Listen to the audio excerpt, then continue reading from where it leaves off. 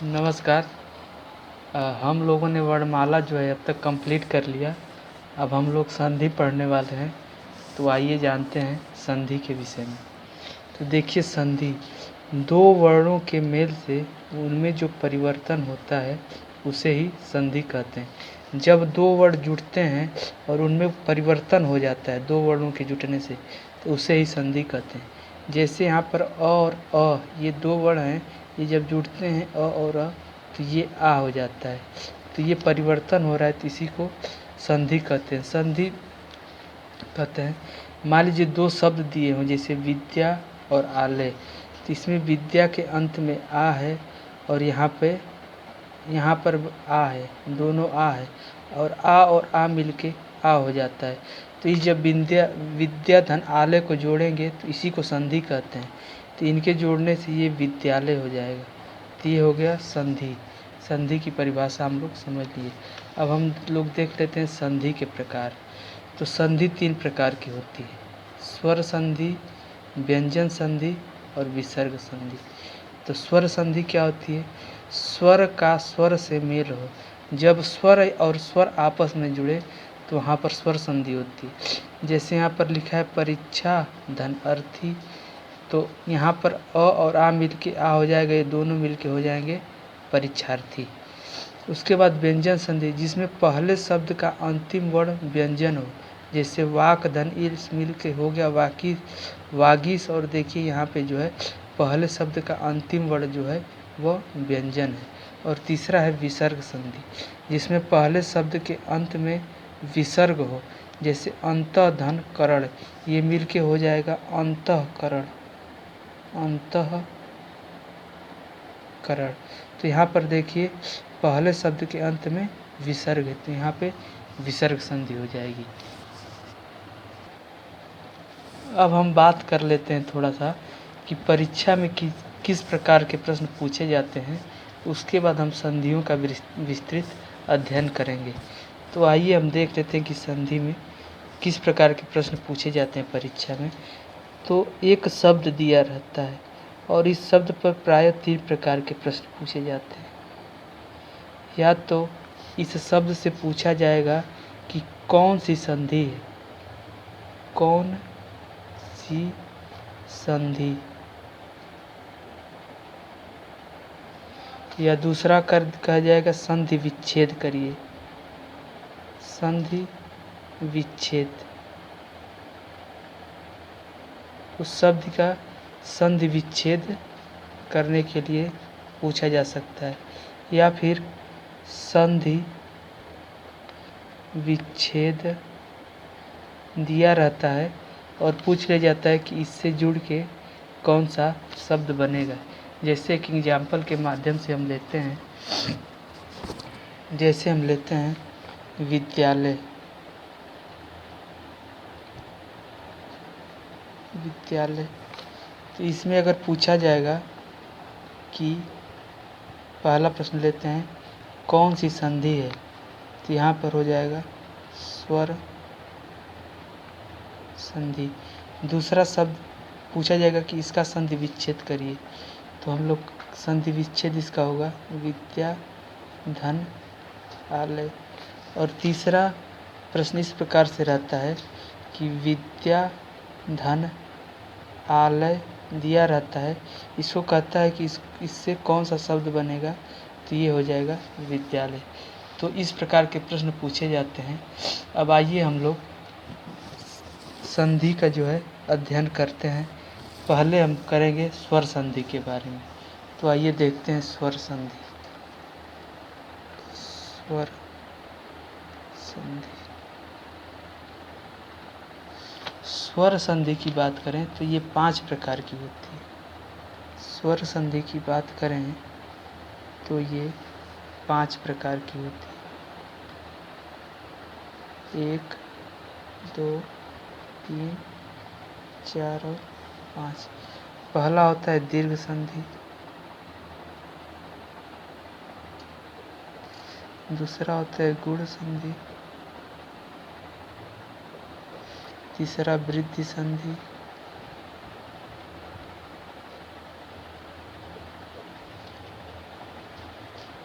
फिर उसके बाद यड़ संधि और फिर आयादि संधि। आयादि संधि। तो अब हम इसमें से एक एक संधि के बारे में विस्तृत से अध्ययन करेंगे। तो पहले हम लोग देखते हैं दीर्घ संधि के बारे में। तो आइए समझ लेते हैं दीर्घ संधि।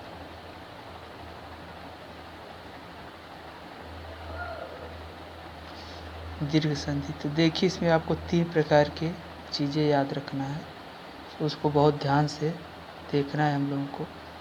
आइए तो देख लेते हैं। पहले देखते हैं अ आ आ।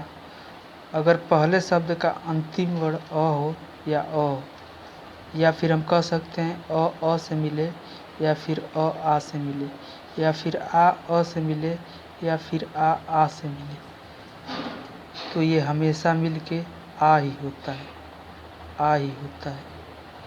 दूसरा है ई, छोटी ई बड़ी, छोटी बड़ी, छोटी ई छोटी से मिले, या फिर छोटी ई बड़ी से मिले, या फिर बड़ी ई छोटी ई से मिले, या फिर बड़ी ई बड़ी ई से मिले, हमेशा इसमें बड़ी ई होता है, बड़ी ई होता है।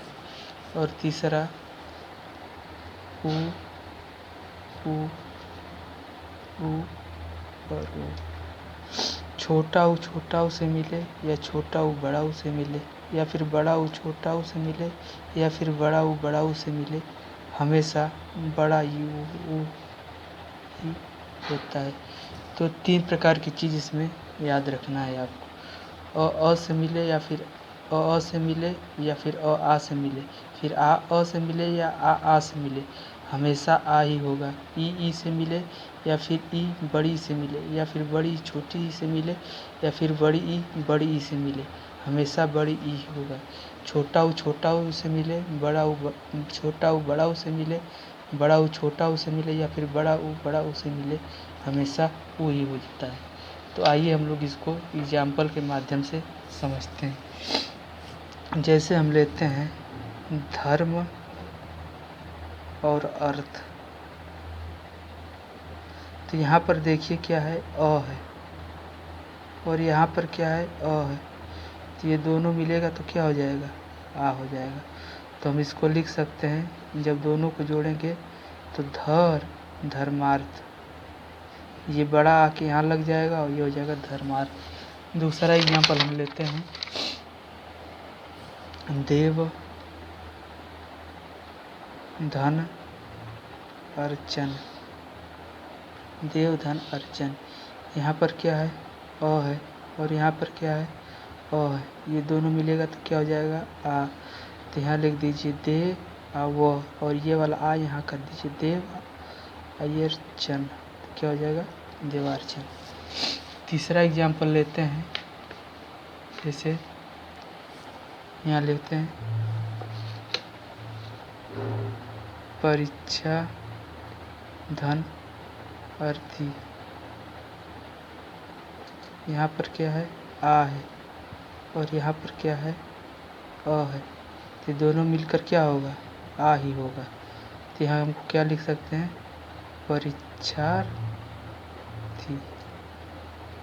तो इस प्रकार इन शब्दों इनको हम समझ सकते हैं कि किस प्रकार से धर्म और अर्थ मिला तो ये मिल के आ हो गया, धर्मार्थ हो गया। देव और अर्चन मिला तो देवार्चन हो गया। परीक्षा धनार्थी मिला तो परीक्षार्थी हो गया। अब देखते हैं ई और ई वाला। जैसे हम ले लेते हैं अति धन ई, अति धन ई। तो यहाँ पे क्या है, छोटी और छोटी, ये दोनों मिलेगा तो हमेशा बड़ी ही। तो हम इसको लिख सकते हैं अ त, और ये बड़ी ई और वो अति व। दूसरा ले लेते हैं मही धन इंद्र। म ही धन इंद्र। यहाँ पर देखिए बड़ी ई और छोटी ई मिल रहा है तो बड़ी ई होगा, तो हम लिख सकते हैं महेंद्र महेंद्र। अब इसको देख लेते हैं ऊ और ऊ वाला, जैसे भानु भानु धन उदय। तो यहाँ पर छोटा ऊ और छोटा ऊ मिलेगा तो बड़ा ऊ होगा, तो इसको हम दोनों को जोड़ेंगे तो भा बड़ा मात्रा दौरी भानुदय। जैसे हम ले लेते हैं साधु साध धन उर्मी। तो यहाँ पे बड़ा ऊ प्लस ये प्लस बड़ा ऊ बराबर बड़ा ऊ होगा, तो ये हो जाएगा साधुर। अतः अगर हमें कोई शब्द दिया हो और उसमें हमको संधि पता करनी हो कि इसमें कौन सी संधि होगी, तो हम इस प्रकार से पता कर सकते हैं।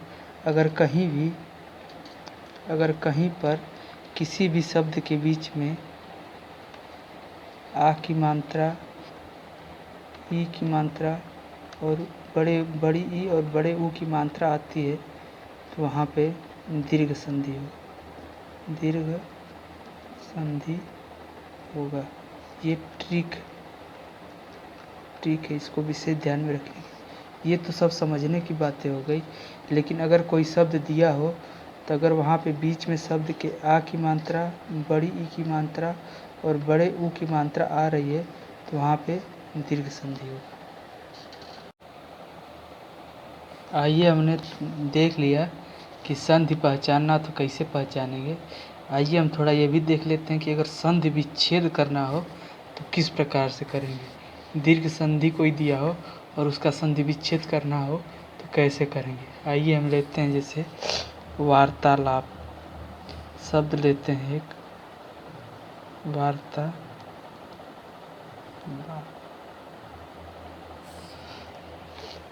तो हमने कहा था कि ये जो है जहाँ भी आ की मात्रा आएगी वहाँ पे दीर्घ संधि होगा। तो आइए देखिए, इसको यहाँ से दो भागों में हम तोड़ेंगे, यहीं से तोड़ेंगे दो भागों में। तो पहले लिख देंगे वार्ता और दूसरा लिख देंगे आलाप।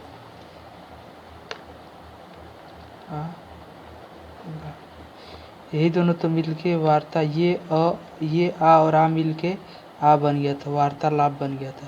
तो यहीं से बीच में से तोड़ देते हैं। जिसे अब अगला उदाहरण लेते हैं महात्मा।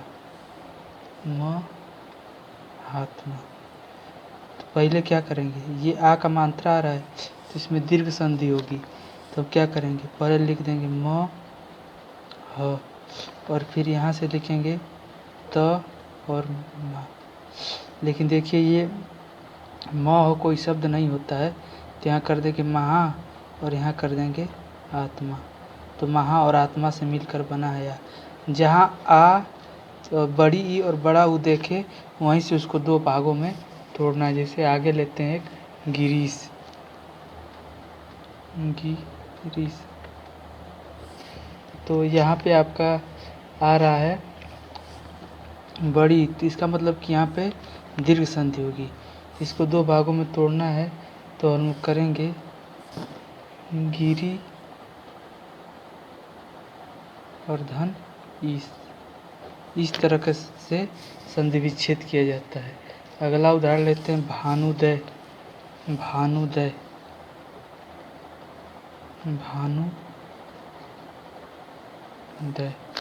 देखिए यहाँ से इसको जहाँ ऊ की मात्रा यहीं से तोड़ देंगे।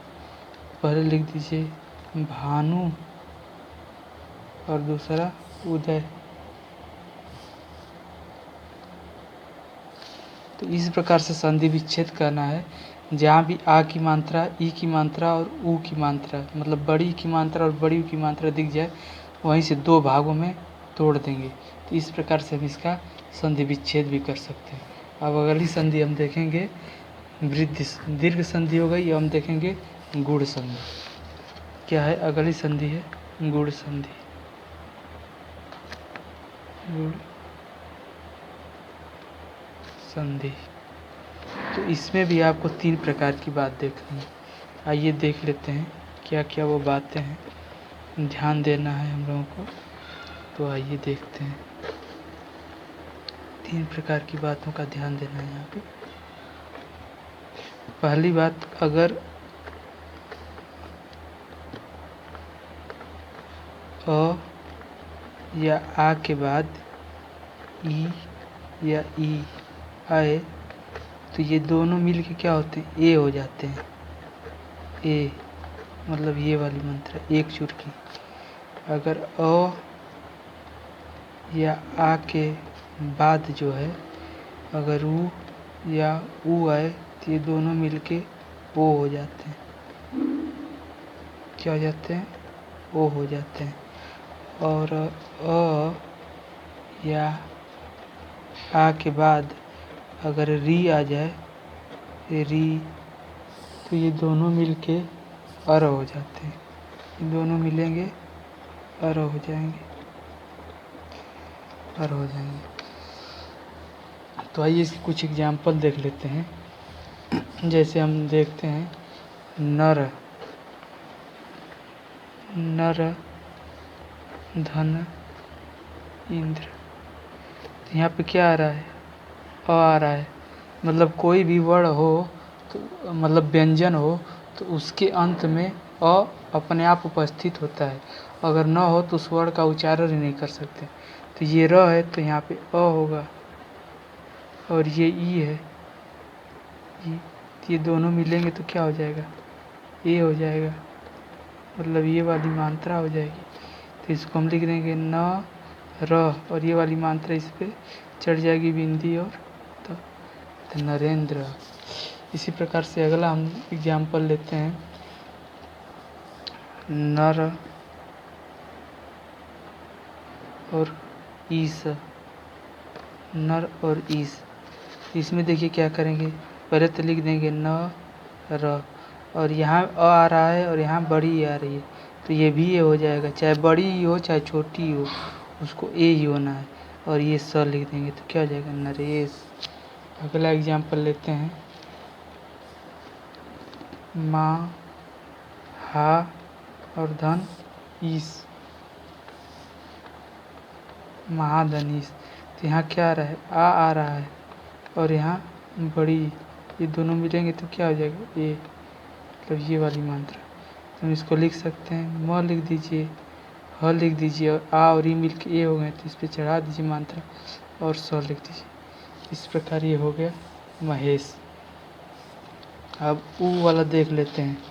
जैसे हम लिखें वीर, वीर धन उचित, वीर धन उचित। तो यहाँ क्या आ रहा है? अ आ रहा है और यहाँ ऊ आ रहा है। तो जब अ और ऊ मिलेगा तो क्या हो जाएगा? ओ होगा, ओ होगा। तो ये लिख दीजिए वीर, और ये ओ की मात्रा इस पर चढ़ा दीजिए, और ये तो ऊ और ये तो दोनों मिल के ओ हो गए थे तो क्या बता? चित। लिख दीजिए चित, वीरोचित हो जाएगा। अगला एग्जाम्पल दे देखते हैं सूर्य और धन ऊर्जा। तो यहाँ क्या आ रहा है? अ आ रहा है लास्ट में, और ये ओ, दोनों मिलेंगे तो ओ हो जाएगा। तो यहाँ लिख दीजिए सूर्य, यहाँ लिख दीजिए सूर्य, और ये ओ की मात्रा चढ़ा दीजिए और जा, तो क्या हो जाएगा? सूर्य ऊर्जा। अगला एग्जाम्पल लेते हैं महा धन उदय। तो ये आ है और ये ऊ है, दोनों मिलेगा तो क्या होगा? ओ होगा। तो ये लिख दीजिए म ह और ओ की मात्रा, और ये दोनों द य, क्या हो जाएगा? महोदय। ये आ और ये ऊ मिलके क्या हो गया? ओ हो गया। तो क्या हो जाएगा? महोदय। अब आइए ये वाला देख लेते हैं अ आ और री वाला। जैसे देव और ले ले रहे हैं ऋषि। ये दोनों मिलके क्या होता है, और यहाँ अ आ रहा है और यहाँ री आ रहा है, तो दोनों मिलेंगे तो क्या हो जाएगा, और हो जाएगा। तो हो जाएगा दे व, और ये और हो रहा है तो ये हो जाएगा देवर्षि। ठीक है, अगला ले रहे हैं। अगर हम लिख दें सप्त और धन ऋषि, सप्त धन ऋषि अगर लिखें, सप्त धन ऋषि लिखें तो हो जाएगा स पत और ये र इस पे चढ़े तो सप्तऋषि। इस प्रकार हमने देखा कि किस प्रकार से अ और ई जुड़ के ए हो रहे हैं, अ तथा ओ जुड़ के ओ हो रहे हैं, अ तथा री जुड़ के अर हो रहे हैं। तो हम इससे एक निष्कर्ष निकाल सकते हैं कि अगर किसी भी शब्द के बीच में ये ए की मात्रा, ओ की मात्रा और अर आ जाए तो वहाँ पे हम देख लेंगे कि गुण संधि होगी। वहाँ पर कौन सी होगी, गुण संधि होगी। ये आपको याद रखना है। अगर कोई भी शब्द दिया हो तो अगर वहाँ पे ए की मात्रा हो, ओ की मात्रा हो और अर की मात्रा हो तो वहाँ पे हम पकड़ लेंगे कि यहाँ पे क्या होगी, गुण संधि होगी। और दीर्घ संधि में क्या बताए थे, दीर्घ संधि में बताए थे कि अगर आ की मात्रा हो, बड़ी की मात्रा हो और बड़ा ओ की मात्रा हो तो वहाँ पे दीर्घ संधि हो जाएगा, दीर्घ संधि हो जाएगा। और यहाँ पे क्या हो जाएगा, गुण संधि। तो आइए अब इसी लगे हाथों इसका जो है गुण का मतलब गुण संधि का संधि विच्छेद कैसे होता है, संधि विच्छेद कैसे होता है इसको हम लोग देख लेते हैं। तो आइए जैसे एक हम शब्द लेते हैं सुरेंद्र,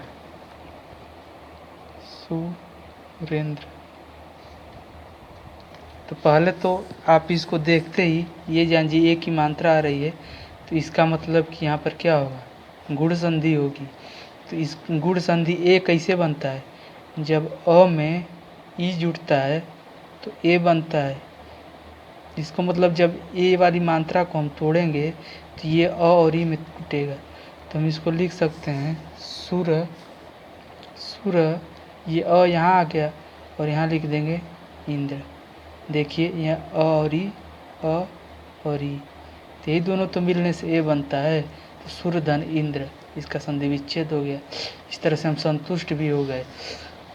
अगर दिया कोई शब्द सुरेंद्र तो पहले तो ये ए की मात्रा देखते ही हम जान जाएंगे कि गुण संधि है, लेकिन संतुष्टि के लिए इस ए को तोड़ेंगे तो ए कैसे बनता है, जब अ और ई मिलता है तो ये ए बनता है। तो इसको देख लेंगे कि दो ये सार्थक शब्द बन रहे हैं कि नहीं। तो तोड़ दिए, सुर और इंद्र सार्थक शब्द मिल रहे हैं और संधि विच्छेद भी हो गया और इसको कन्फर्म भी हो गया कि हाँ ये गुण संधि है। अगर दूसरा हम शब्द लेते हैं जैसे परमेश्वर, परमेश्वर, देखिए ये एक मात्रा रही यहीं से टूटेगा तो ये अ और अ होगा और ई होगा, कन्फर्म है। या फिर आ भी हो सकता है या फिर बड़ी ई भी हो सकता है। तो इसको आपको सेट करना पड़ेगा कि किस पे सेट होता है। तो जैसे इसको हम लिख देते हैं परम और इसको लिख सकते हैं ईश्वर। तो ईश्वर, देखिए अब इसको यहाँ दिमाग लगाते हैं। यहाँ हम लोग परमा नहीं लिख सकते हैं क्योंकि परमा कोई शब्द नहीं होता है, तो ये गलत नहीं। और यहाँ ईश्वर, ईश्वर में छोटी नहीं बड़ी होती है, तो इसको इसी दो भाग में तोड़ेंगे, परम और ईश्वर। और यहाँ अ भी आ गया और यहाँ आपका बड़ी ई भी आ गया, तो ये दोनों मिलेगा तो ये ही होगा। अब आइए और आगे देख लेते हैं एग्जाम्पल। एक है जिसे हम लिखें विरोचित, लिख दें अगर विरोचित, विरोचित। जैसे ओ की मात्रा देखे तो हमारे दिमाग में तुरंत आ गया कि क्या होगी, गुण संधि होगी। अब इसका संधि विच्छेद करने के लिए कह दे तो हम लोग कैसे करेंगे, पहले तो इसको दो यहीं से टूटेगा दो भागों में, तो इसको लिख दीजिए वीर। और इसको ये ओ की मात्रा कब बनती है, हम बताए थे कि जब अ और उ, चाहे छोटा उ चाहे बड़ा उ, चाहे यहाँ आ भी रहे, आ में चाहे छोटा उ मिले चाहे बड़ा उ मिले, तभी ओ की मात्रा मिलती है। तो ये वीर, वीरा नहीं लिख सकते तो वीर लिख देंगे। और ये उचित, क्या लिख देंगे? उचित, उचित।